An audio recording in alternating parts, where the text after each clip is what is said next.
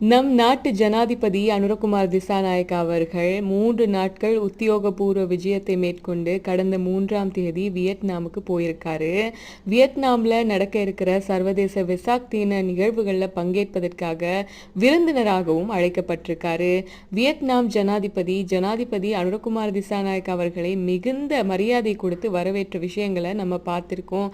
அது மாத்திரமில்ல, வியட்நாம் ஜனாதிபதி லுவோங் குவோங் அவர்கள் இன்னைக்கு ஜனாதிபதி அவர்களை சந்திச்சு பேசியிருக்காரு. வியட்நாம் ஜனாதிபதியினுடைய மாளிகையில தான் இந்த மகத்தான வரவேற்பும் அளிக்கப்பட்டிருக்கு. இரு நாடுகளுக்கும் இடையிலான வரலாற்று முக்கியமான நட்புறவை வெளிப்படுத்தும் வகையில முப்படைகளின் மரியாதையும் நம் நாட்டு ஜனாதிபதி அவர்களுக்கு கிடைக்கப்பட்டது அப்படின்னு தான் சொல்லலாம்.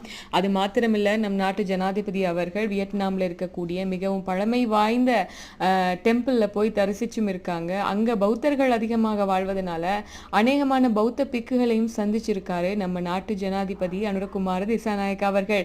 இவர் கூட வெளிவிவகார அமைச்சர் விஜித ஹேரத் அவர்களும் கலந்துகிட்டது மாத்திரமில்லாம ஏனைய ராஜதந்திரிகளும் இந்த பயணத்துல கலந்துகிட்டு இருக்காங்க.